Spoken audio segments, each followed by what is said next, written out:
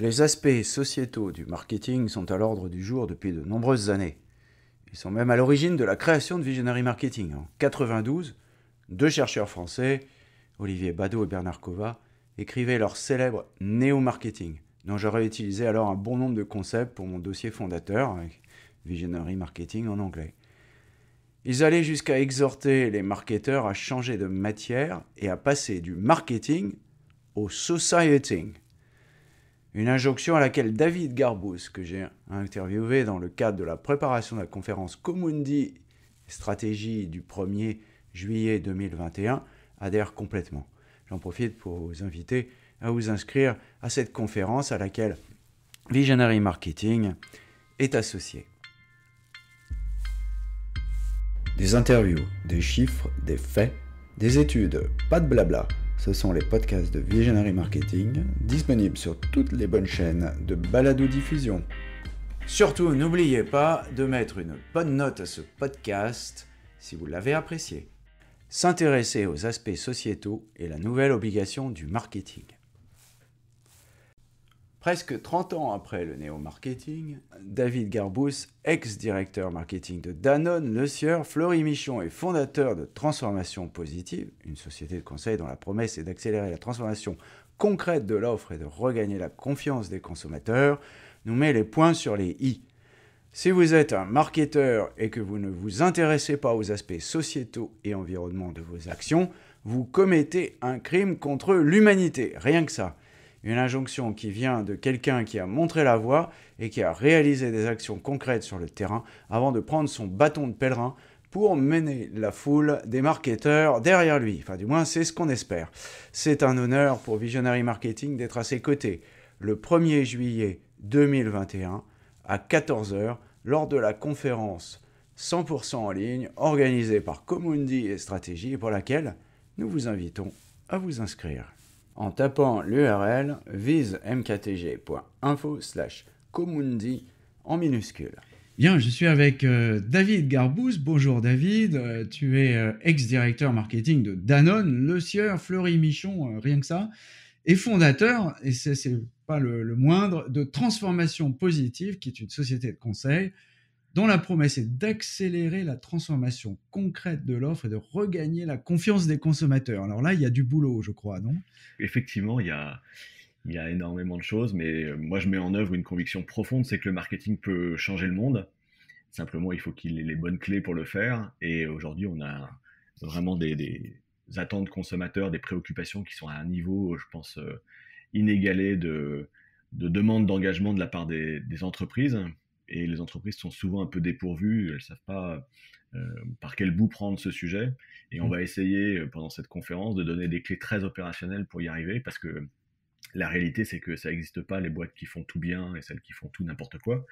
Il y a toujours, c'est ce qu'on va expliquer, des pépites dans les entreprises, c'est-à-dire soit des produits, des services ou des équipes qui sont plus mobilisées sur certains sujets, un peu en avance, et qui ont la capacité à faire la différence et à montrer qu'un modèle différent est possible, et un modèle que j'appelle en 3 dimensions, c'est-à-dire que historiquement, on nous a appris à faire du marketing en réconciliant le savoir-faire d'une entreprise d'un côté et puis les attentes des consommateurs de l'autre. C'est la base, de faire se rencontrer ces deux fondamentaux. Aujourd'hui, on doit faire un marketing en 3 dimensions où on réconcilie ces 2 dimensions avec une dimension sociétale. Et à chaque fois qu'un marketeur développe un produit, il doit se dire, est-ce que la décision que je prends aujourd'hui, elle permet à mon entreprise d'être plus vertueuse, plus performante dans les 10 prochaines années? Est-ce que pour mes enfants, cette décision, elle va avoir plus de sens, elle va leur permettre de vivre dans un monde meilleur.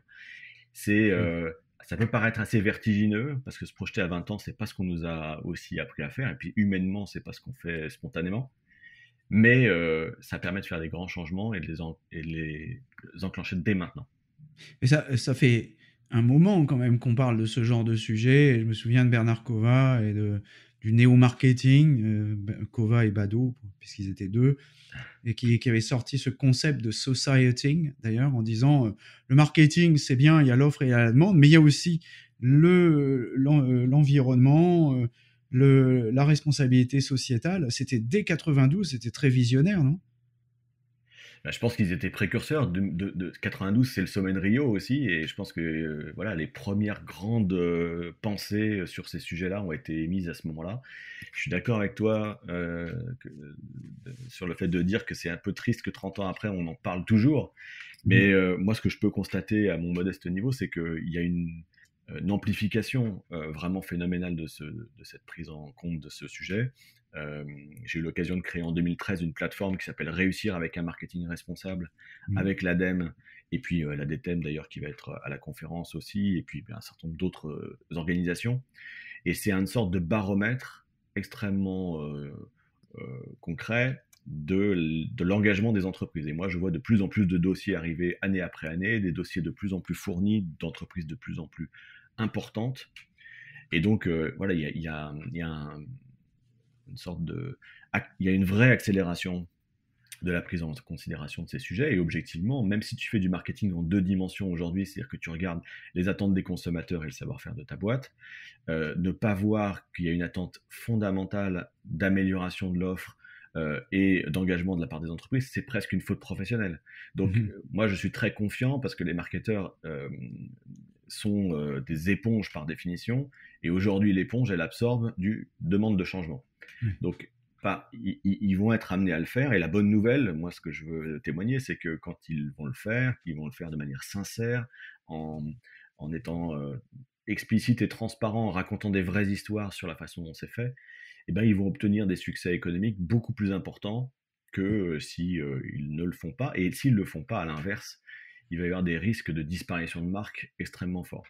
Et alors, pour montrer l'exemple, tu as toi-même fait ce genre de choses chez Le Sieur, avec un résultat impressionnant, aussi bien d'un point de vue écologique que d'un point de vue économique. Oui, moi j'ai eu la chance 2 fois de travailler sur des dispositifs de ce type-là, en faisant changer l'offre, d'abord à petite échelle. Chez Le Sieur, c'était sur fleur de colza, on avait mis en place une démarche d'agriculture raisonnée qui a connu un succès mais vraiment incontestable. Et on est passé, donc c'était 8% du business, et quand je suis parti, on a décidé, grâce à ce succès, de basculer 90% des approvisionnements de Le Sieur en agriculture raisonnée. Donc il y a un effet de levier absolument incroyable. Et chez Fleury Michon, j'avais commencé par le surimi suite à la crise du cheval dans les lasagnes. Ça a été un succès aussi incontestable. Et derrière, on a fait des opérations type venez vérifier pour expliquer aux gens comment on faisait les choses de manière très transparente sur les autres produits, notamment la charcuterie.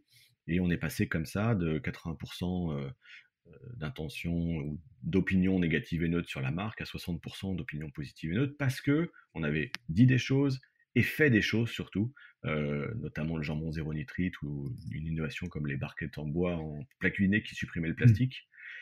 Et cette confiance, elle est revenue parce qu'il y a eu des preuves de confiance. C'est comme l'amour, ça ne s'invente pas, il faut donner des preuves, et aujourd'hui les gens attendent des actes concrets, et c'est de ça dont on va parler aussi le 1er juillet.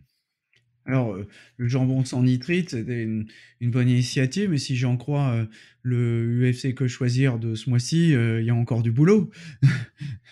Donc, tout le monde n'est pas encore convaincu, a priori.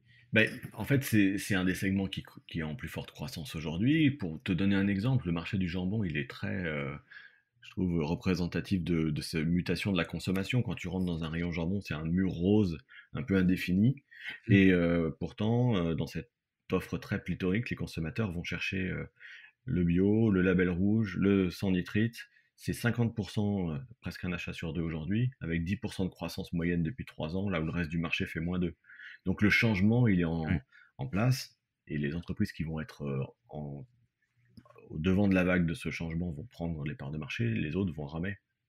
Bah, donc, c'est un avis aux marketeurs non responsables. Il faut qu'ils aillent sur réussiravacamarketingresponsable.org, qui est un site qui est édité par l'ADEME et sur lequel on voit l'ensemble des fiches des entreprises qui ont réussi à devenir plus responsables. Alors, pour le 1er juillet 2021, dans une conférence 100% en ligne organisée par Comundi et Stratégie, à laquelle nous participerons tous les deux, qui aura pour titre Marketing durable, repérer les pépites de votre entreprise pour en faire les points d'appui d'une stratégie d'engagement. Nous accueillerons Jean-Paul Bouteloup, directeur marketing de PwC France et Maghreb, Nathalie Gonzalez, directrice générale adjointe marketing et commercial de Nespresso, et Maurice Ndiaye, coprésident de l'ADTEM. Alors, quel va être le thème et de quoi allons-nous discuter dans cette conférence ?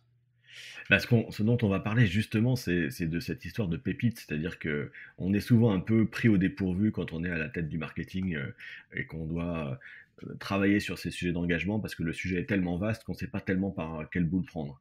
Moi, j'ai eu une expérience, c'est pas encore une fois une martingale, mais je me suis rendu compte que dans toutes les entreprises, il y avait des pépites qui étaient encore une fois un peu en avance par rapport au reste de l'offre, et que si on réussit à faire de cette pépite un succès économique incontestable, on parle le langage de l'entreprise et on donne à la fois des moyens, parce que ce succès donne des moyens, et on donne de l'envie, c'est encore plus important, aux collaborateurs d'accélérer ce succès.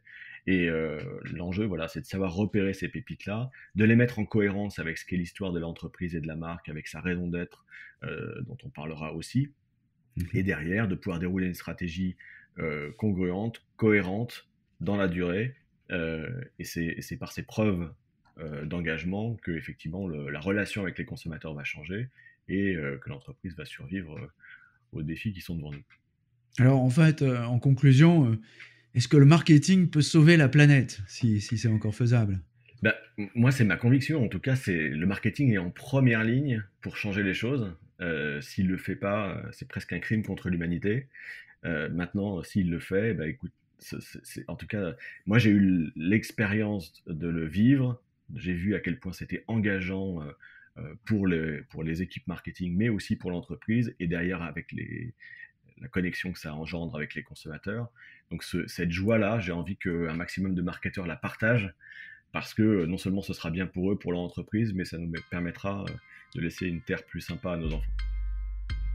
Des interviews, des chiffres, des faits, des études, pas de blabla. Ce sont les podcasts de Visionary Marketing, disponibles sur toutes les bonnes chaînes de balado-diffusion. Surtout, n'oubliez pas de mettre une bonne note à ce podcast si vous l'avez apprécié.